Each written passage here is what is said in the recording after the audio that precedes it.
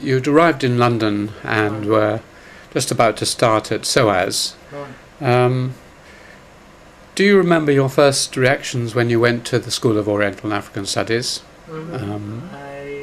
I did try beforehand once to see where it was.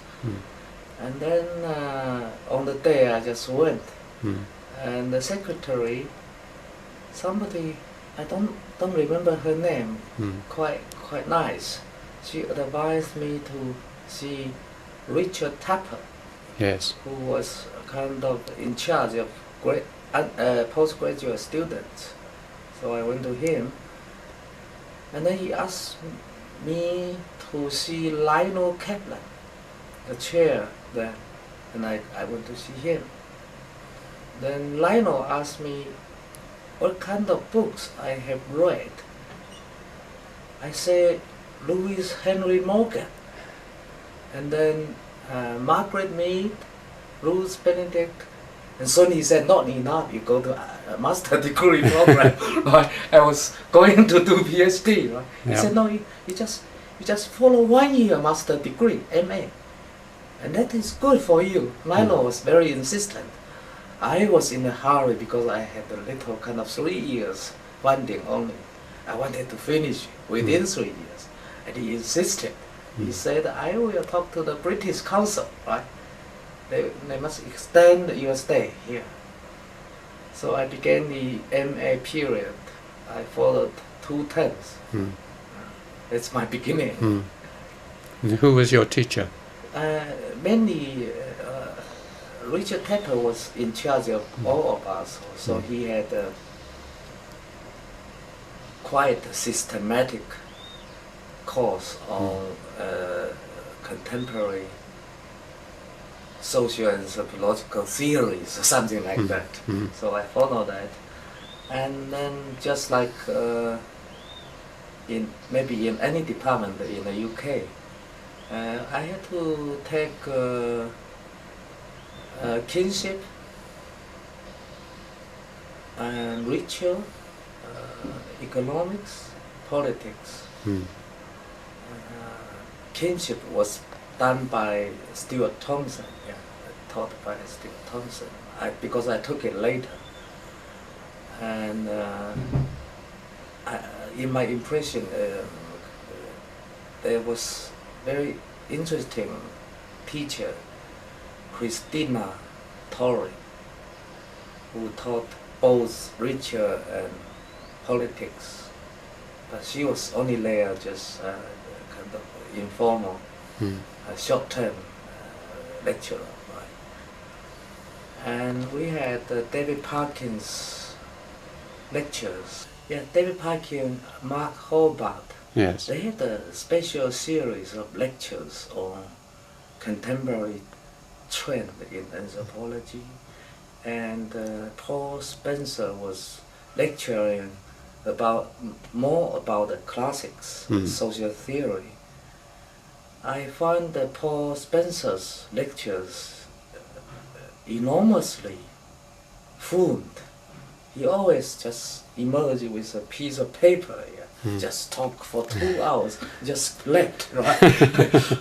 and I couldn't quite catch up with David Parkin and Mark Hobart, who had all the, new ideas, complicated philosophies. But later, I gradually understood them. Understood more.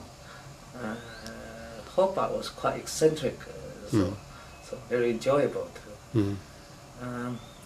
Somebody studied India. Richard Burghardt. Yes, Burghardt.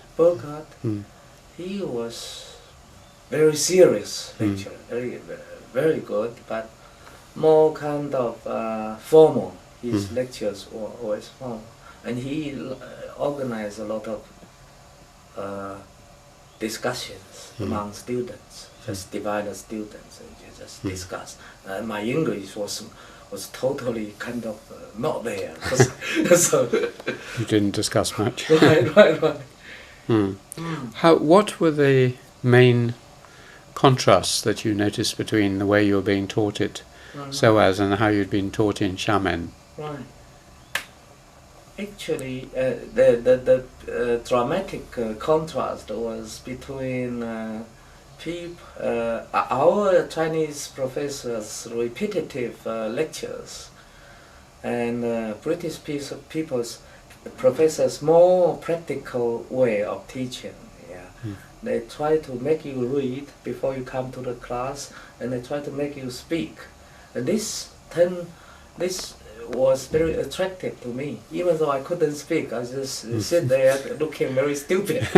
But later I could, the second term I was quite good. I wrote essays. And I began to think about the good sides of Britain. Yeah. Unlike before.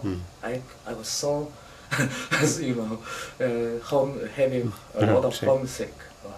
Gradually I became used to it. I think this is good. And in my class, it was so international.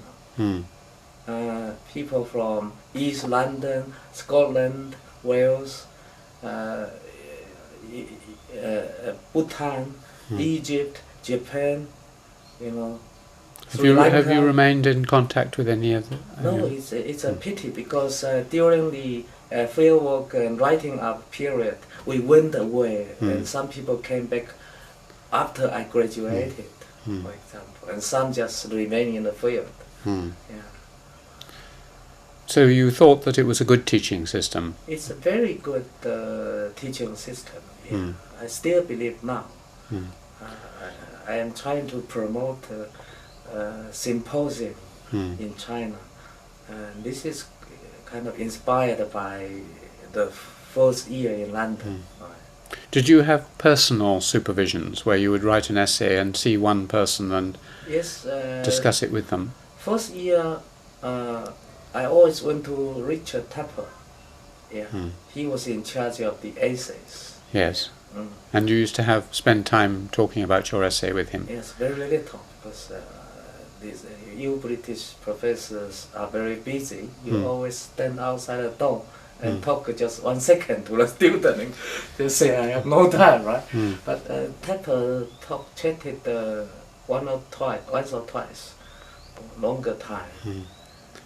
Well, with our MPhil students, we spend 1 hour every 2 weeks. Right. And they come and we just talk to them for an hour. Maybe because I was too stupid. No, I think it's a different system in London. Cambridge is different. So you did 2 terms only, did you, for the MPhil? 2 terms.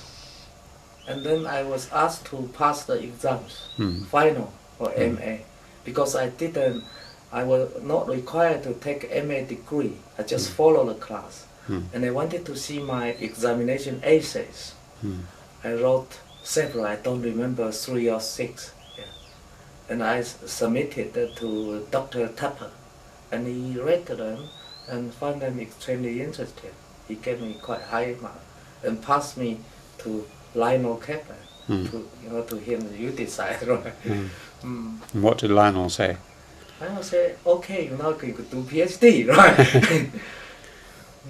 That's good. And had you chosen the subject for your PhD by then?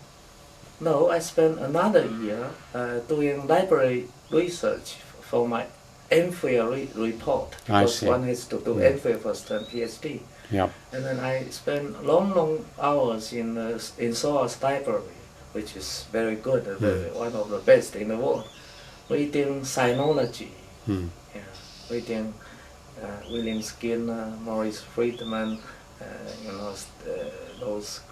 those things, and checking which are relevant.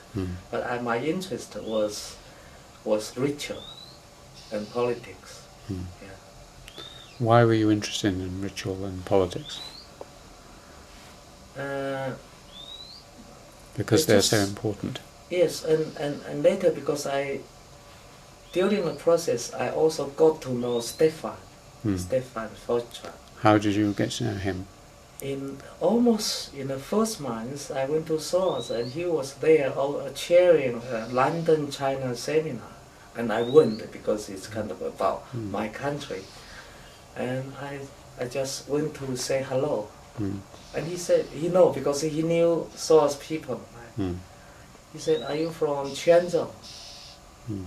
What kind of great place to come from? He said, because I think a lot of anthropologists were planning to come to Southeast China. They were mainly working in Taiwan. Yeah, originally they went to Taiwan, and they knew that that's not enough, so they wanted to come, and I'm from there. So he took me to a meal with Michael Palmer, Stuart Thompson, and several other students afterwards. So Stefan, since then, I met quite a few times with him, and also he influenced my thinking, especially his writing about religion and ritual in China. It's very, I think, very interesting and debatable. Debatable. Right. Well, since we've mentioned him, and you've remained a close friend of his, colleague since that time, which is quite a long time. I get people to give little sort of portraits of interesting people they've met on their life's journey. Tell me how you think of Stefan as an anthropologist of China, or as a person, or both. Of course, he's a good and he's a very warm person in my experience and impression. And he is a very good anthropologist in China studies. It's very good, highly respected. And I have learned from him a lot respect for religion of the, if you like, the Chinese people, which was not there, absent before I have so many conversations with him. In China, you have this disregard for anything superstitious, whereas people like him were trying to, study Chinese culture and social organization by looking at religious activities, what we call the superstition, feudal superstition. I think that is very inspiring perspective. And in this aspect, he has made very important contribution, not just to British anthropology, but I think also it will be quite important for Chinese anthropology. The Chinese anthropology, for instance, you mentioned Professor Fei, he had never studied religious life, only economic life. And what we can learn from a new generation anthropologists in the West, I think this is one important aspect. Religious studies, not just the practical things. And he's a very important bridge. And his Chinese is good? His Chinese, this is quite... Mandarin. Mandarin is not good, I have to say. But according to our friends and himself, his Hokkien was perfectly fluent when he was in the field in Taiwan. So, he said he's very ashamed of his Chinese, his Mandarin. This is Hokkien as well. Not enough for field work. So you mainly did a library study, and the theme was on festivals, annual festivals. And what did you find? What was the general argument? I wrote a long report and then submitted. It was kind of approved, and then I wrote a shorter proposal to Central Fund of London University, and they gave me a grant Not big money, but enough for me to stay here for 1 year. And my original plan was to go to Anhai Township, about 15 miles from this big city. It was small, to see the coexisting calendars of ritual in that small town. But the one whom I met with was kind of a Buddhist believer or expert. He tried to persuade me to just study Buddhism, a Buddhist temple in his town. And and he always tried to stop me from going to another temple, right? So I thought it's dangerous to stay here, just become his follower. I left Anhai and come to Quanzhou, and then I have had more freedom because I knew so many people here. My middle school teacher, Mr. Chen, became director of Bureau of Culture.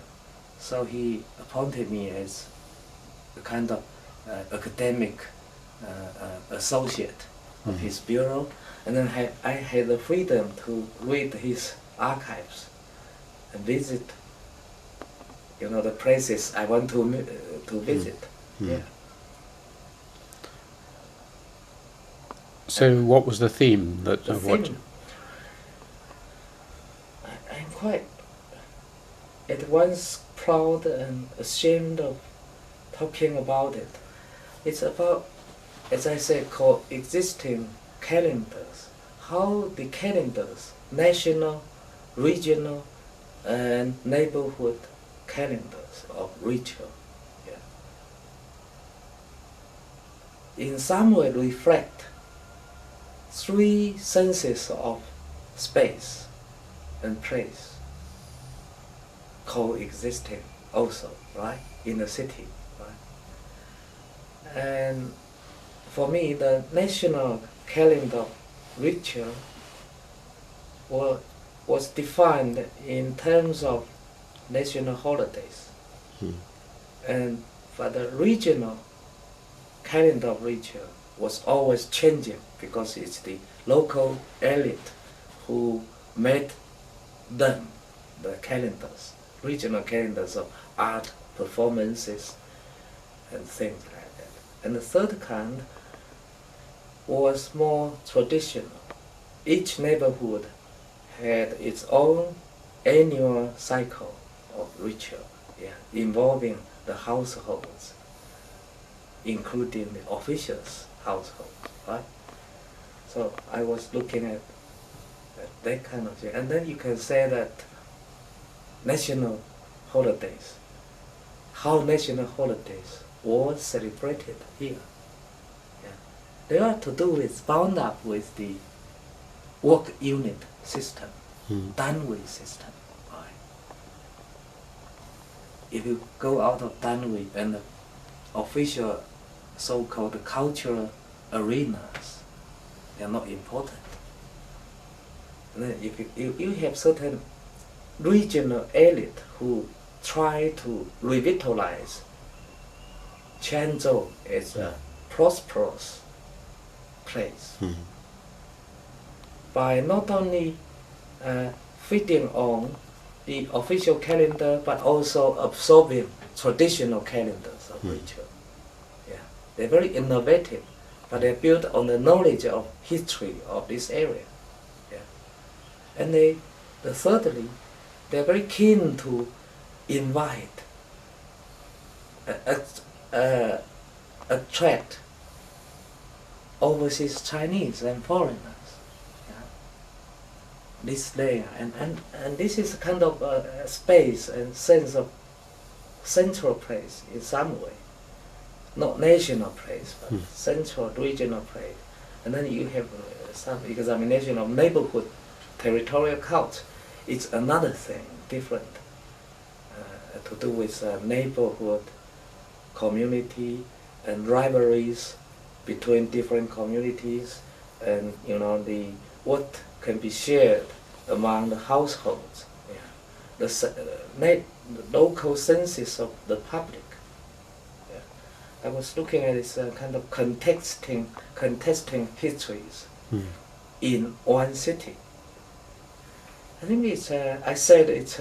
I'm ashamed of it because it's less culture. It's kind of more political, sociological analysis of region.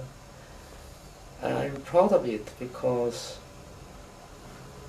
I mean, this kind of thing is still being discussed in anthropology anyway, right? Were there any particular theories or theorists who you used as exemplars or models, or drew on heavily in your work? And it has a vaguely Durkheimian feeling about it, but or some of Geertz's work on city-states or theatre-states or whatever. Was there anyone? I was kind of confused at the time. So confused. I read so many books and tried to absorb all of them in just one thesis, just like any student, and try to, not only Durkheim but also Pierre Bourdieu, Foucault, Giddens, for instance. Yeah, if you look at the national space, then Giddens is very important. And not just anthropology. And my mistake now, I think, is that I neglected much of the history of anthropology in my thesis. Right? Just trying to be too fashionable. Right? And I even sounded like a Pierre Bourdieu in writing. It's quite stupid. I'm so ashamed of it. Did you read Lewis Mumford? Sorry? Did you read Lewis Mumford? Louis Mumford? Mumford. Mumford, no, sorry. By so far, not yet. Well, you should, because he wrote a great book called The City in History, which is one of the great works on history of cities. And he was the person I mentioned who wrote on technology, the best book ever on technology. That kind of book I should read. Technics and Civilization. But his book on the city is very great too. His American. Is it a translator or Mao's book? No. No. No. An American sociologist, cultural historian, technical historian, polymath. He wrote many books. But you succeeded, and you wrote a thesis, and then or at least you came back to England. Who was your supervisor for all this? Then I changed in the beginning to David Parkin. Yes. Yeah, I hope to study with somebody who is more famous, right, and important. And David Parkin was really helpful. He read my first draft, which was very long. And he said to me, "This is not anthropology, right? It's a long book." He said that this is Encyclopedia of Quanzhou. And he said anthropology should be a case study, which didn't actually convince me. I was more kind of white, I thought Chinese anthropology in United States or in Britain had this shortcoming of just focusing on one village. Right? And David Parkin was trying to say, this is still you want to do because it's safer. You're getting a PhD, right? And he helped. And then I tried to figure out something else, right? With David Parkin, with his semantic anthropology model. I tried to change my mind into some expression of ontology, semantics of ontology, like Chinese conceptions of happiness. And he didn't like that. I don't think he liked that. And then I think he fed up. Yeah, fed up. He was fed up with me and talked to Lisa Claw and Stuart Thompson. Stuart Thompson had been helping me a lot because he studied China and was very friendly. He helped me so much, and I had begun long time ago before I formally say that can parking teach me, right? He was very helpful. So you transferred to the again, right? To Elizabeth Kroll. Elizabeth Kroll. First, I chose parking and Stuart Thompson. Mm. Yeah. And then Lisa and Stuart Thompson. Mm. And you know there's some complications there between people, persons. Was there? There was sort of complex relations between them. I think there's something there that also slight influence on this change. Yeah. How did you get on with Elizabeth Kroll? She was too busy. She always had all the projects. Yeah. So, but when she spoke in our class, the M.Phil PhD class, she was very, very interesting because her teaching was very practical, like how to analyze, how to use data, how to write a dissertation, very specific issues. Because she was a good writer and a practical writer. But she was always too busy, so I actually didn't see her much. Right. So it was Stuart Thompson who read Stuart Thompson always, so helpful, and he read so extensively about social theory, anthropology, and China studies. Very good. Yeah. And finally, you finished the thesis. I finished in 1992. So it took you 4 years? By 1992, 4 years. But actually, I took the exam in January of 1993. Yeah. So. And who were your examiners? Stefan and Chris Pinney. Ah, yes. They two. So they were very positive because I studied both history and ethnography. Right? And this has been turned into a book in Chinese? No. It's never been published. But are you thinking of publishing in English? I have to rewrite it or just change a lot before I can publish, because I'm quite ashamed of the superficial kind of fashion of quoting this and that. So you haven't any current plans to publish it in English? You might do someday. Yes, I might do. It's a expression of memory of my life in London only. Nothing important actually. Yeah, I have written a Chinese book, History of Quanzhou. Yeah, that's what I was thinking about. Yeah, it's a Chinese book, and then completed a second book in English about Quanzhou, which will be published next year. Ah, that's what I was thinking of. But it's very historical. It's very different from your very thesis. Different. Now I'm quite different from then. I'm still thinking of the coexistence, but I want to have something like, a replacement concept, like a mixture. Yeah. One of the things that we've come across in the guide to the museum, and which is a sort of short history of Quanzhou, is a lot of quotations from Jacob d'Ancona. And I read Jacob d'Ancona with great excitement, and then was told that it was a fiction, that it had been shown that this manuscript was a forgery, and yet this museum takes him very seriously, and they claim that there is a lot of evidence that in fact he got a lot right, and he couldn't have known it from other sources than personal observation. What is your feeling about his book? I have several points. I think I feel the same. It's quite exciting, and living in this area, you have this book earlier than Marco Polo. It's a good thing anyway. But I have several kind of more academic points. One is the first is that the translator, who has been heavily criticized by both Western and Chinese scholars, is David Selborne. He is an important political philosopher in Britain, in Oxford University.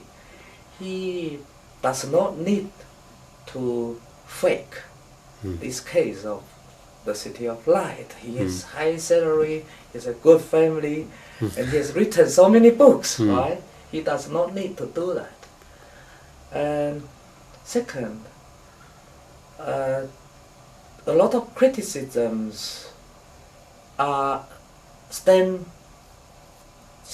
from prejudices about the history of cultural contacts between Europe and China. People are more used to saying that only by the late being that Europeans and Chinese, came together. But in my impression, it's totally wrong. Yeah. How can you explain the Nestorians, Franciscans, right? And this kind of impression doesn't even explain this city, right? Because as early as in the Yuan dynasty, there were at least 2 great Catholic cathedrals in this city, right? And we have discovered in Italy the latest journals of those missionaries. Right? So this is the some suspicion of this book derives from this shorter eye history of Sino-European contact. I think this must be very long history of the contact, Eurasia continent. And I don't think that I should say this book is totally a true story. Right? It couldn't be a totally true story, because even if this Ancona person did travel to Quanzhou, when he wrote, he would use a lot of others' writings, other his contemporary writers' materials. So you can always discover in his book certain mistakes. For example, I'm not, with this point, 3 points, I'm not saying that the book is totally trustworthy. But from this debate, I see a lot of biases against history, existing in this world. And they are very fashionable.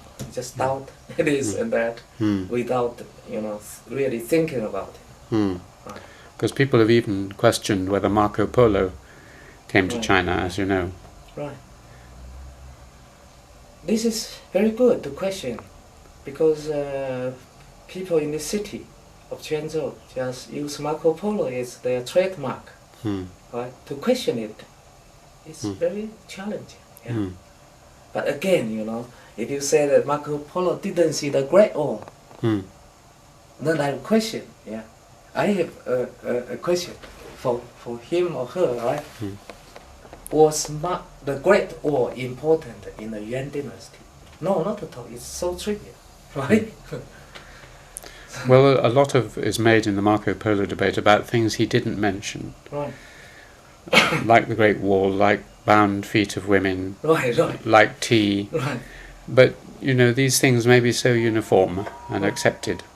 They were just live. And Marco Polo, according to himself, he was only playing with the kings. He didn't pay attention to this. Yes. Okay, well, after SOAS, did you come back to China, or did you stay in the UK? I stayed with Stefan for some time, and I went to Edinburgh. I was his field researcher for his project for kind of 2 years. I went to Edinburgh independently to do postdoctoral research, and then after that I had another joint project with Stefan. So I spent quite some time there, still in Britain. How long were you in Edinburgh? Edinburgh for 1 year. Yeah, 1 year. Very interesting year, but I only got to know this Professor Nicholas Tapp. Yes. He's very friendly and very good scholar of Southeast Asia and Southwestern China. Yeah. He worked in Nashi sort of area, didn't he? Around the Hmong. Hmong. Yeah, Hmong. It's kind of transnational. Mm. You worked with him, did you? Or?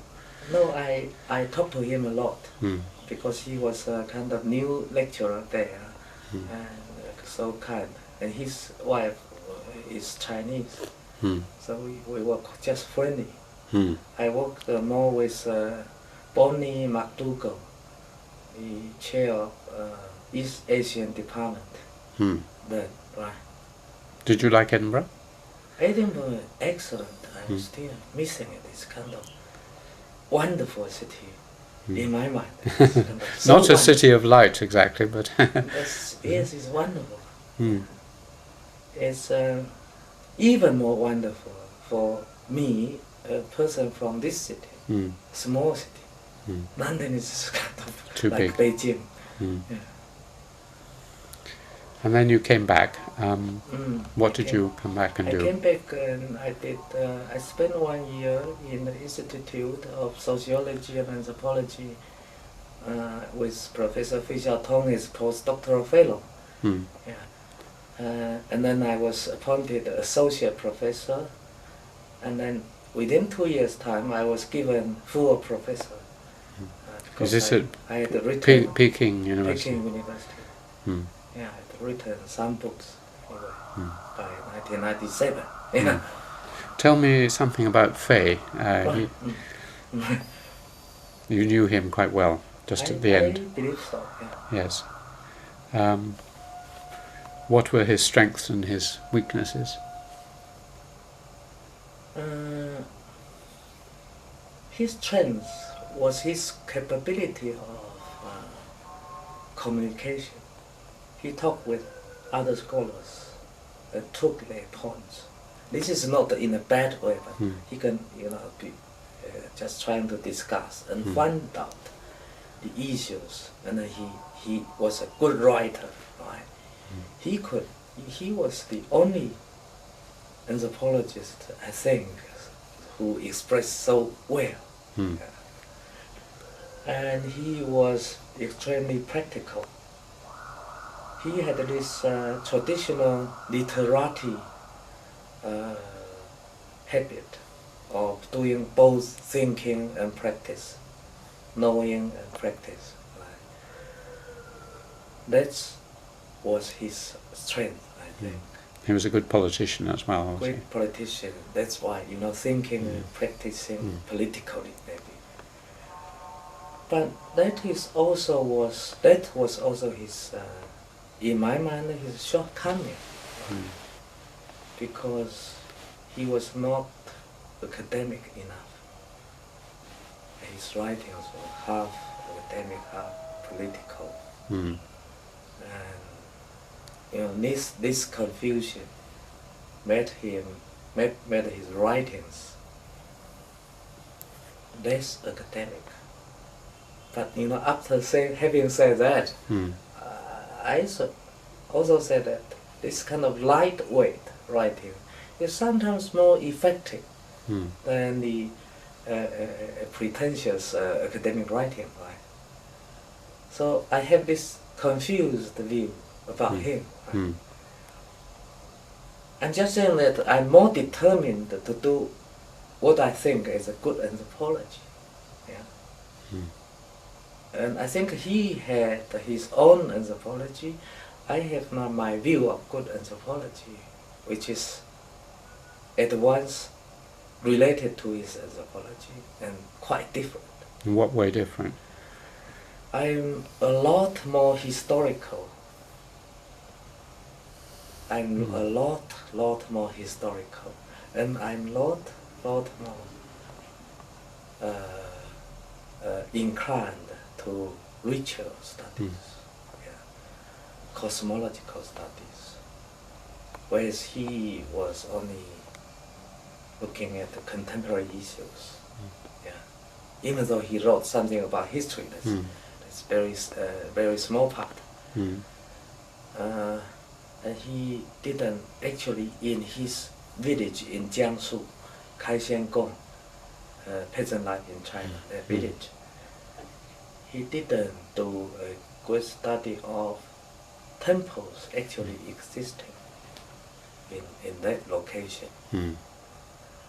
Maybe this sounds bad to people like yesterday evening we were discussing, because temples are a boring subject in Western anthropology, but still in China it's quite important because several generations just neglected, destroyed their significance. I've heard him criticized for his views on the ethnic minorities and how they should be modernized very quickly and absorbed into the Han state. Is that a fair criticism of him? It's I think it's partly quite fair, because he's a modernizer. Fei, Professor Fei is a modernizer. But I think that what he had done was not totally modernist. So in some way understandable. Yeah, he used, I think under him, a lot of intermediate systems remained tolerated in the new system. I refer to two layers, two intermediate layers. One is the gentry class, another is the local native chiefs in Western China. In his theory, then such intermediate layers have been tolerated. And if the critics of him would like to turn the whole issue into ethnic policy, not just nationality question, right? The disaster will be bigger, would have been bigger. Yeah. Why? Because one has to think that before 1950s, a lot of ethnic minorities, they had their own kingdoms. And in Western ethnicity theory, this is not recognized, just ethnic groups. And Fei was very intelligent by putting things in proper words, in quote, right? So I think he has some contribution, but I'm not satisfied, with his theory, which has already obviously has some negative effect. The fast modernization theory and the pragmaticism of his anthropology prevent Chinese anthropology from becoming something even just slightly critical. Just slightly analytical, right? But I'm happy with Fei's early writings in the 1940s. Those stuff were critical and historical and had some spirit. Right? Do you think his spirit was in any way bent, shall we say, rather than broken by his experience? Because wasn't he purged in the Cultural Revolution? Right. Of course, yeah. His two important works in the 1940s are not allowed still today to be published just as monographs. Let's be included in a larger book, not to publish by themselves. And in the 50s, he suffered from this distrust of the authorities, and especially criticized, attacked, assaulted by his classmates, who had already turned themselves into Marxist ethnologists. So he has been very cautious. He has been very cautious. I know your point. But still, our generation needs something more. not just to admit, but also to rethink, I think. Well, that's what I was going to ask you about as we draw to the end of the interview, which is, if you had to write a lecture called Rethinking Chinese Anthropology, rather like Edmund Leach's famous Rethinking Anthropology, have you any insights into how anthropology in China can now contribute to world anthropology? Then the first chapter would be why Chinese anthropology is not Chinese. It's general. Yeah. And the later chapters will explain it in several ways. And I think Chinese anthropology can contribute to the world's anthropology by, in the first step, looking at China, just like our ancestors. Professor Fei was a China expert, right? But we shouldn't say this is too unique. We should say that by looking at China, we are also looking at the human beings, looking at the whole world. Yeah. And what's the difference of China? Yeah. This should be explained in specific anthropological terms, not just that we are different, we are native, something like that. What's the difference of China? Yeah? I think in anthropology, China is different. This is very interesting because no sinological anthropologist have high position in general anthropology so far. No. Even though some of them were really smart. Why? Because China is different from tribal societies, from either tribal societies or European civilizations. Then what is China? Yeah? This question we need to discuss. Yeah? What is China in anthropology? I think, like India, it's a kind of third type, no object type. From the Western perspective, China is a third type, just like India. But is China the same as India? No. Not the same, because caste system is, if caste system is Indian, what's China? I'm thinking about bureaucracy, perhaps.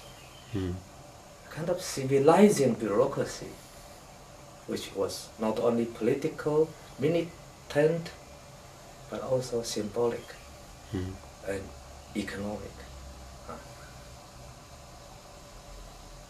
And is this perspective useful for Western anthropology in general, right? Or the world anthropology? I think it is quite important. China is different from Europe and similar to it.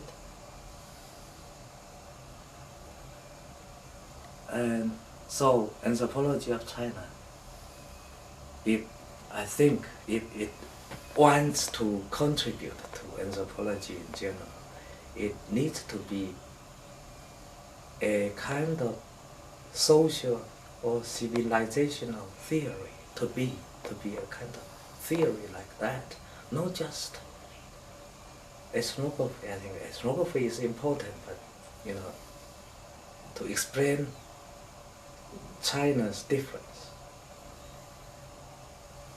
in an anthropological way, and to admit similarity is quite important.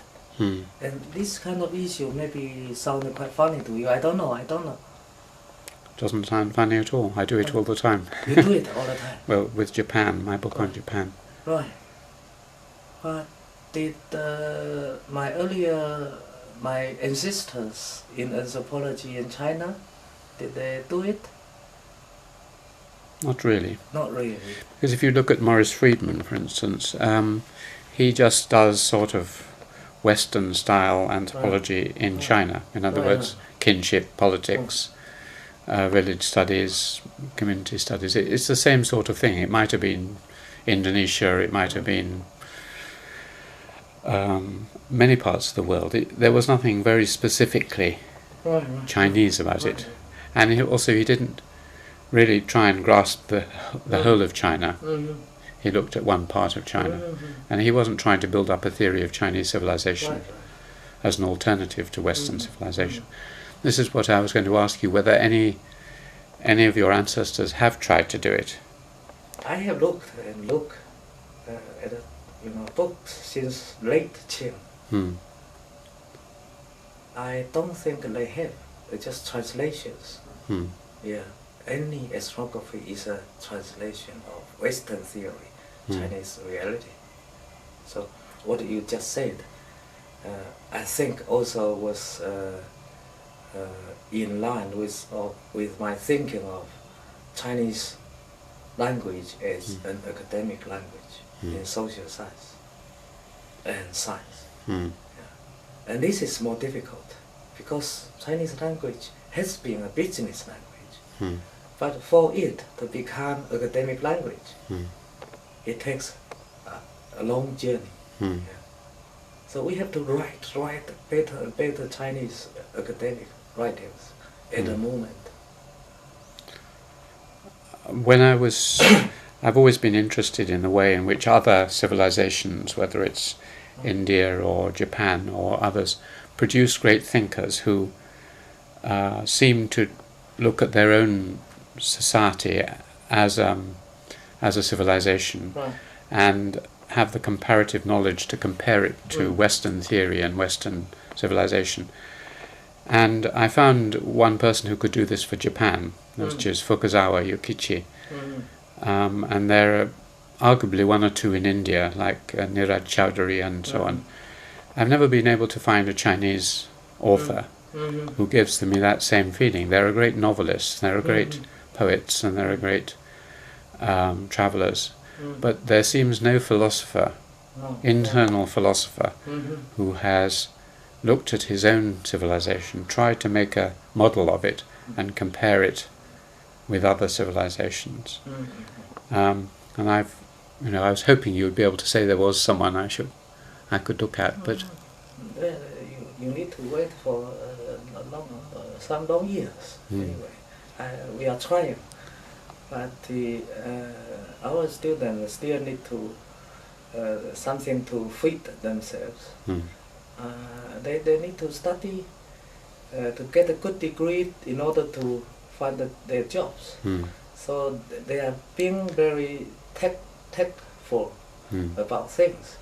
Maybe I have this professorship, I have the freedom to think, but I'm quite powerless. just trying, but maybe just waiting to see. And this is, I have to emphasize what I'm trying to do is nothing separated from Western anthropology.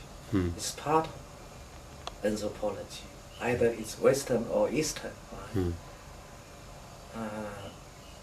The important point is to have respect for each culture. Yeah. Not only one's own culture. This may sound American to you, but I think it's quite important to rethink universalism and to be really universalist. One needs to rethink social science universalism. I think that's a very nice point, perhaps, to end on.